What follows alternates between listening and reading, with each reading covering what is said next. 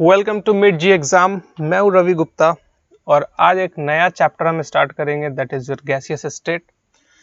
Now आपने छोटे क्लासों में पढ़ा है, छोटे क्लास कहने का मतलब कि क्लास 6, 7, 8, 9, 10 तब से आप पढ़ते आ रहे हो कि स्टेट ऑफ मैटर्स तीन होते हैं, सॉलिड, लिक्विड और गैस।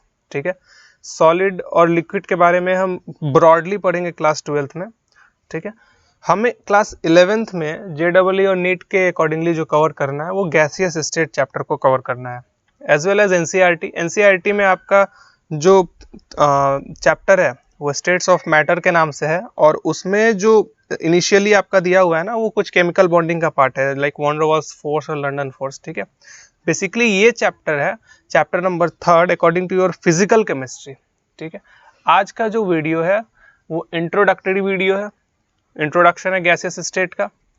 तो गैसियस स्टेट क्या होता है पहले हम ये समझेंगे। आपको ये पता है, आप बचपन से जो बेसिक डेफिनेशन पढ़ रहे हो वो क्या पढ़ रहे हो कि सॉलिड किसको बोलते हैं। सॉलिड वो सब्सटेंस है जिसके मॉलिक्यूल्स का के बीच का जो फोर्स ऑफ अट्रैक्शन होता है, ठीक है, इंटरमॉलिक्यूलर फोर्स ऑफ अट्रैक्शन जो होता है वो काफ़ी स्ट्रांग होता है, जिसकी वजह से सॉलिड हार्ड होते हैं, कुछ जगह ऑक्यूपाई करते हैं। ठीक है, जो लिक्विड होते हैं उनके बीच का जो फोर्स ऑफ अट्रैक्शन होता है, इंटरमॉलिक्यूलर फोर्स ऑफ अट्रैक्शन, इसका मतलब दो मॉलिक्यूल्स के बीच का जो अट्रैक्शन है वो सॉलिड के कंपैरिजन में थोड़ा सा लूजली बॉन्डेड रहता है, जगह वो भी ऑक्यूपाई करता है लेकिन फ्लूइडिटी का प्रॉपर्टी रहता है लिक्विड में। हम बात करें अगर गैस की, तो गैस के जो मॉलिक्यूल्स हैं, जो गैस के पार्टिकल्स हैं, उनके बीच में इंटरमॉलिक्यूलर फोर्स ऑफ अट्रैक्शन बिल्कुल नेग्लिजिबल रहता है, ना के बराबर। ठीक है, और यही वजह है कि गैसियस पार्टिकल्स जो है ना उनको आप किसी भी कंटेनर में रख दो वो उसके वॉल्यूम को ऑक्यूपाई कर लेते हैं। ठीक है, अब देखिए मैं बातों को कैसे आप लेके जा रहा हूँ। हमारा जो चैप्टर इसमें जो कवर करना है क्लास 11th JEE नीट के जो सिलेबस में एक्चुअली जो पढ़ना है। ठीक है, क्या कहा मैंने कि जो गैसियस पार्टिकल्स हैं उनके बीच का जो फोर्स ऑफ अट्रैक्शन होता है, जो इंटरमॉलिक्यूलर फोर्स ऑफ अट्रैक्शन है, वो बहुत बहुत वीक होता है, बहुत ही कम होता है, नेग्लिजिबल होता है। और उसकी वजह से क्या होता है वो ना, आप जिस भी वॉल्यूम में रखो वो उस वॉल्यूम को ऑक्यूपाई कर लेते हैं। लाइक मान लिया हमारे पास थोड़ा सा गैस है, थोड़ा सा कहने का मतलब कि मान लिया हमने यहाँ पे ये गैसियस पार्टिकल्स है, इस गैसियस पार्टिकल्स को इस कंटेनर में हमने यहाँ पे पुट किया। ठीक है, कुछ समय के बाद हमने इस गैसियस पार्टिकल्स को निकाल के इस कंटेनर में पुट कर दिया। अब आप ये देखेंगे गैस उतना ही है, गैस उतना ही है जितना हमने इसमें लिया था। जब इसमें गैस पार्टिकल्स थे चारों तरफ फैल चुके थे, इस सारे गैस पार्टिकल्स को निकाल के जब हमने इस कंटेनर में पुट किया तो वो गैस पार्टिकल्स अब इसमें भी चारों तरफ फैल चुके हैं। इसका क्या कहने का मतलब है कि जो गैसियस स्टेट में जितने भी पार्टिकल्स रहते हैं उनके अंदर एक ऐसा कैरेक्टर है कि वो जिस भी कंटेनर में जाएंगे उसके वॉल्यूम को ऑक्यूपाई कर लेते हैं। ठीक है, और यही ये लाइन पहला कह रहा है, the state is characterized by sensitivity of volume. Sensitivity of volume को कैरेक्टराइज्ड करता है, मतलब कि इसका ऐसा कैरेक्टर है कि जिस भी शेप में जाएगा, जिस भी वॉल्यूम के शेप में, उसका वॉल्यूम ये ले लेता है। ठीक है, ये तो रही पहली बात। दूसरी बात रही change of pressure. Change of pressure, अब एक बैलून ले लो आप, ठीक है, गुब्बारा, बैलून में आप हवा भरो। ठीक है, तो मैक्सिमम मान लिया बैलून इतना बड़ा फूल सकता है। ठीक है, अब इसमें थोड़ा सा कम हवा भरो तो बैलून इतना छोटा फूलेगा। अब एक बात बताओ, तुमने इसके अंदर हवा पूरा भरा है तो गैसियस पार्टिकल्स काफ़ी इसके अंदर ज़्यादा गैसियस पार्टिकल्स होंगे as compare to this balloon. ठीक है, अब देखिए यहाँ पे जो गैसियस पार्टिकल्स हैं, यहाँ पे जो गैसियस पार्टिकल्स हैं, इनको अब बाहर निकलने के लिए या इधर उधर मूव करने के लिए बहुत ज़्यादा जगह नहीं है, क्योंकि ये बैलून काफ़ी टाइटली बॉन्डेड है। ठीक है, काफ़ी टाइटली फूला हुआ है पूरी तरह से। ये वाला जो छोटा वाला बैलून है, ये वाला बैलून, इस बैलून में जो गैसियस पार्टिकल्स हैं ये आराम से इधर उधर टहल सकते हैं। क्यों? क्योंकि बैलून के फूलने की जो कैपेसिटी थी वो इतनी बड़ी थी, लेकिन आपने गैस इतने दूर में ही भरा है, तो अभी वो जो गैसियस पार्टिकल्स है वो इधर इधर इधर इधर कहीं भी मूव कर सकते हैं। समझ में आ रहा है? तो यहाँ पे प्रेशर का चेंज हो रहा है। प्रेशर का चेंज कैसे, यहाँ ज़्यादा प्रेशर लगा रहे हैं पार्टिकल्स, लेकिन यहाँ पे वो पार्टिकल्स कम प्रेशर लगाएंगे। आपने मुंह से हवा देकर, एयर देके इसमें भरा है, आपने मुंह से हवा देकर इसमें भी भरा है, तो मुंह से जो आप हवा दे रहे हो, दोनों तो आप माउथ से ही उसमें एयर को ब्लो कर रहे हो। फिर चेंज ऑफ प्रेशर क्यों हुआ?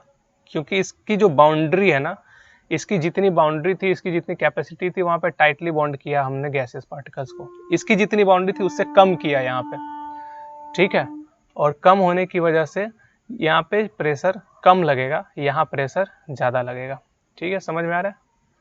ये तो रही तुम्हारी दूसरी बात। तीसरी बात रही टेम्परेचर। टेम्परेचर क्या कहता है जरा सुनो।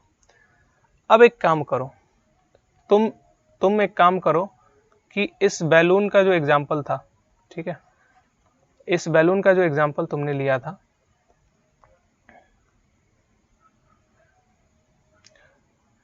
इस बैलून का जो तुमने एग्जाम्पल लिया था, ठीक है, इसको मैं और साफ कर देता हूँ थोड़ा सा।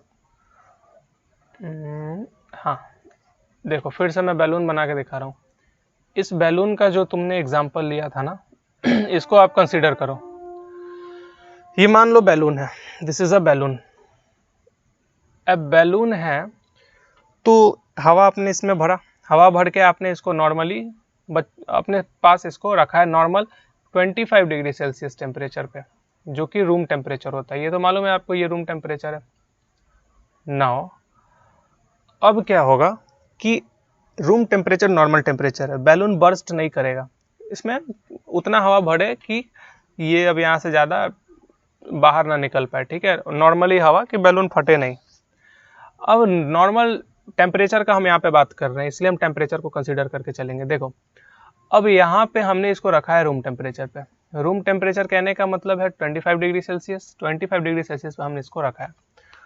अब हम क्या करते हैं, रूम चारों तरफ से बंद कर देते हैं, अंदर हीटर चला देते हैं। धीरे धीरे रूम का टेम्परेचर क्या होगा, इंक्रीज होगा।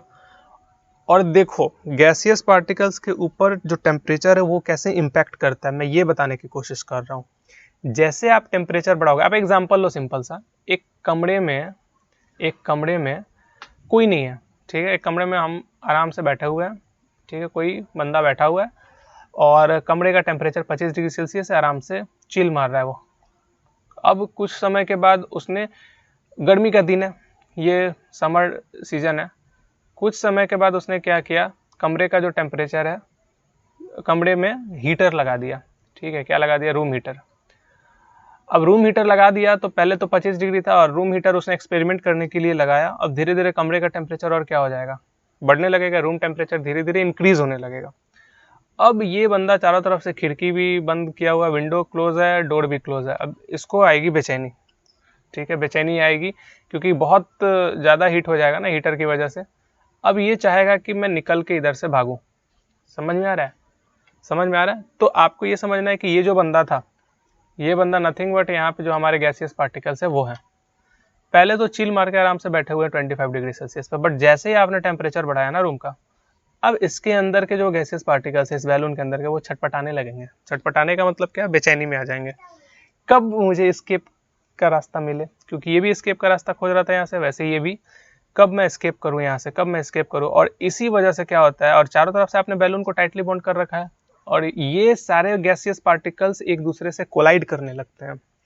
कोलिजन की वजह से हीट जनरेट होता है, गर्मी जनरेट होती है, ठीक है। कोलिजन हुआ, ये पार्टिकल इसके साथ टकराया, ये इसके साथ टकराया, कोलिजन होगा, हीट जनरेट होगी, काइनेटिक एनर्जी में इंक्रीमेंट आएगा और ये बाहर निकलना चाहेंगे, सबके सब बाहर निकलना चाहेंगे।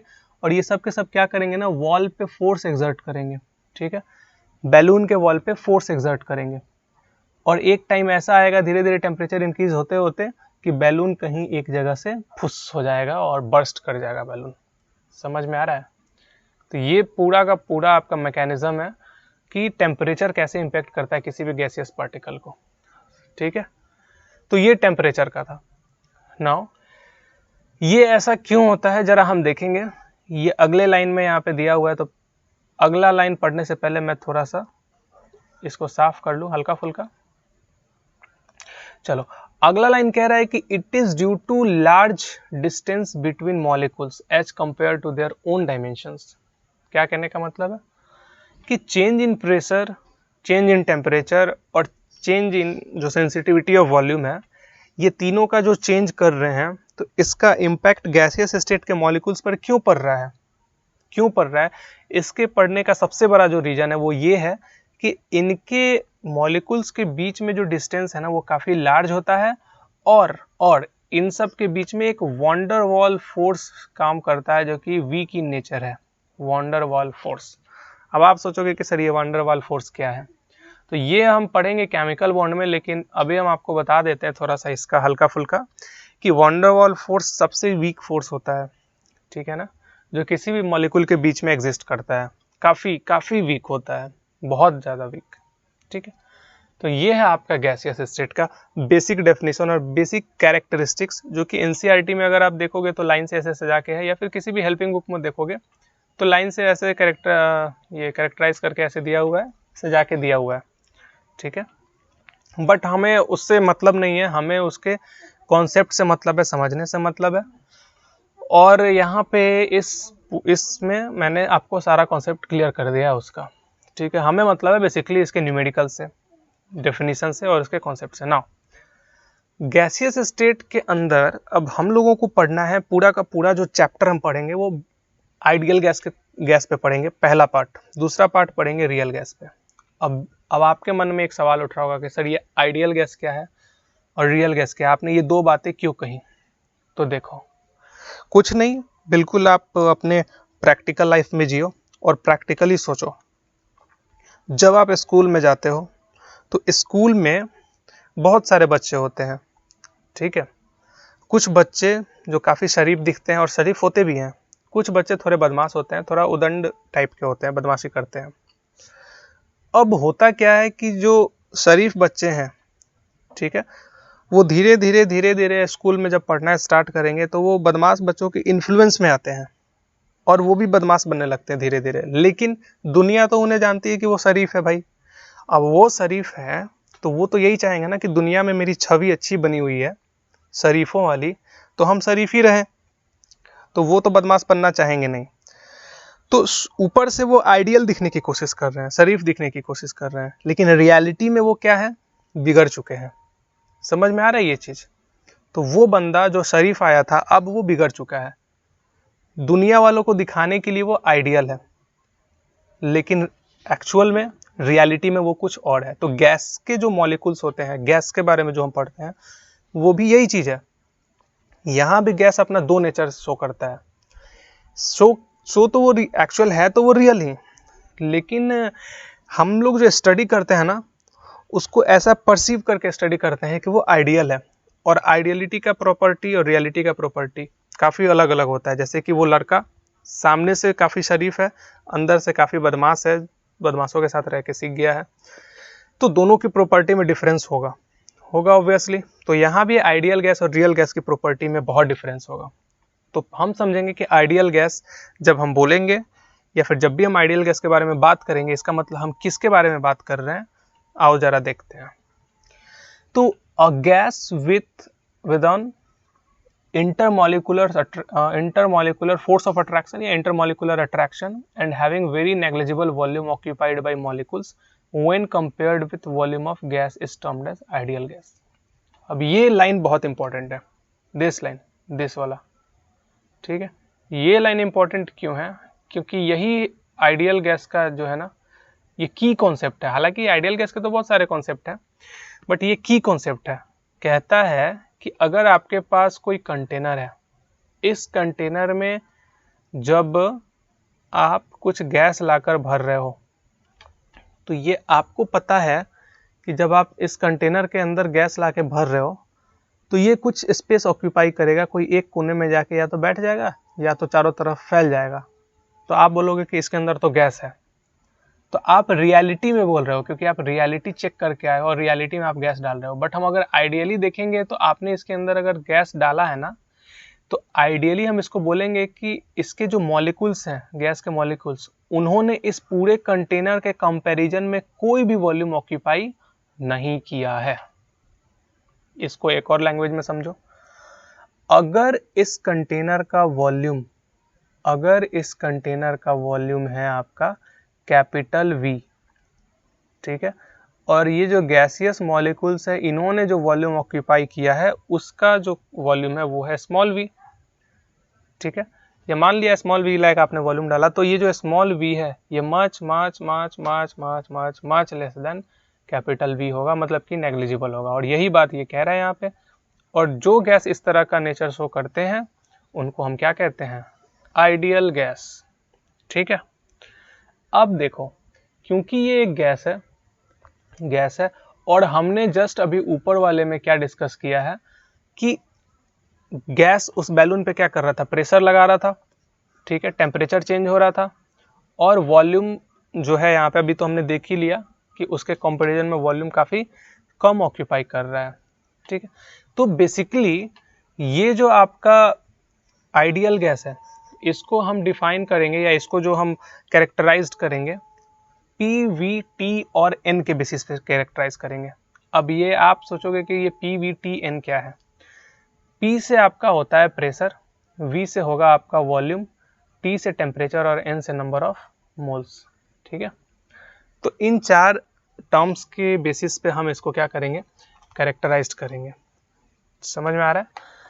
तो हम क्या करते हैं, बेसिकली हम इसको बोल सकते हैं कि pressure, volume, temperature and number of moles characteristics of gases को बताता है। किसको बताता है? कैरेक्टरिस्टिक्स ऑफ गैसेस को। मैं लिख देता हूं यहाँ पे, कैरेक्टरिस्टिक्स ऑफ गैस, ठीक है। कैरेक्टरिस्टिक्स ऑफ गैस के बारे में बताता है pressure, temperature, volume and number of moles. तो प्रेशर क्या होता है, वॉल्यूम क्या होता है, आओ पहले हम लोग देख लेते हैं। देखो, प्रेशर क्या होता है, मैंने जगह इसलिए छोड़ रखा है क्योंकि मुझे पता है कि आप ये बोलोगे कि प्रेशर होता है सर, क्या होता है? Force exerted by the molecules, क्योंकि हम गैस के बारे में बात कर रहे हैं इसलिए मॉलिक्यूल्स लिख रहे हैं, ठीक है। बाय द मॉलिक्यूल्स पर unit area on the wall, ठीक है।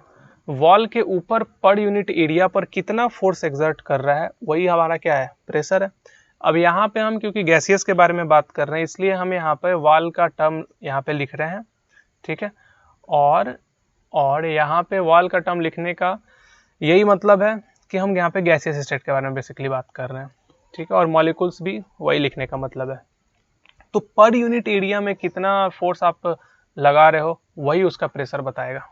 जैसे कि अब इसके अंदर बहुत सारे पार्टिकल्स हैं, तो ये पार्टिकल मान लो इस कंटेनर के वॉल के पास है, तो इस पर प्रेशर लगाएगा, ये फोर्स लगाएगा, ये इस पर फोर्स लगाएगा, ये इस पर फोर्स लगाएगा।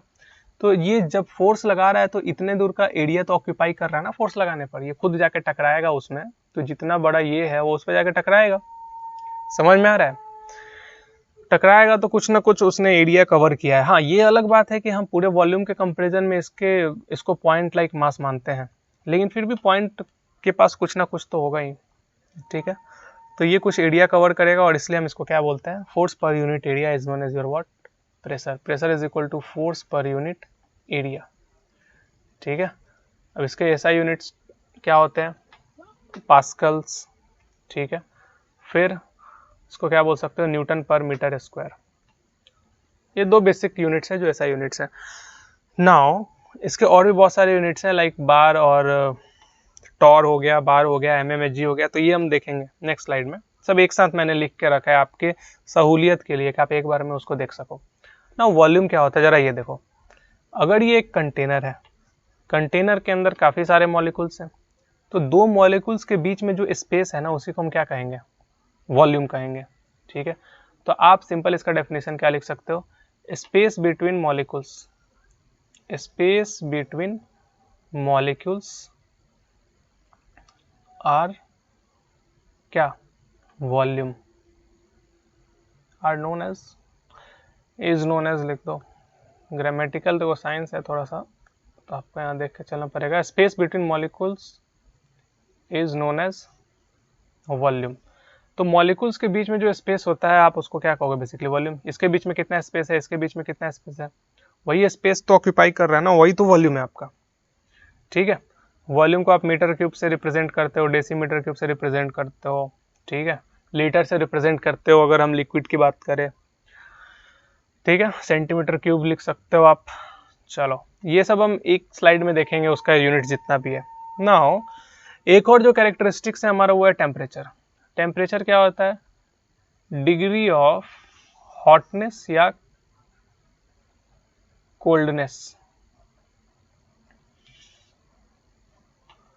कि कोई भी जो सब्सटेंस है या कोई भी मटेरियल या कुछ भी जो आप लेकर आ रहे हो, कुछ भी कि जिसके बारे में भी आप डिस्कस कर रहे हो, मान लिया जैसे कि ये आपका कोई लोहे का है, ये आयरन शील्ड है कोई भी, ये ठीक है, आयरन का कोई शीट है मान लिया, ये कितना गर्म है, कितना ठंडा है?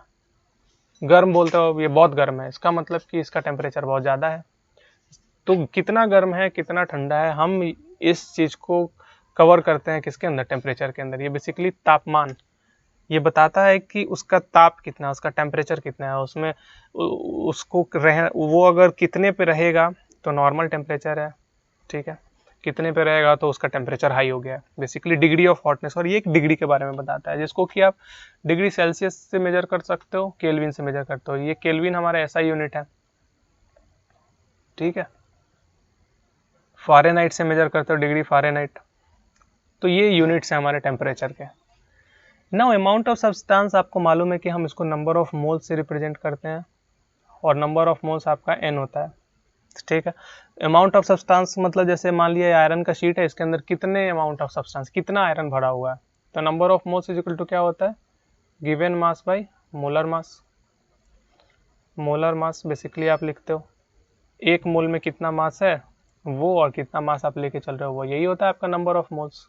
तो ये अमाउंट ऑफ सब्सटेंस के बारे में बताता है। तो इतना आपको पता होना चाहिए बेसिकली, इतना बेसिक आपको जब पता होगा, इतना बेसिक आपको पता होना चाहिए।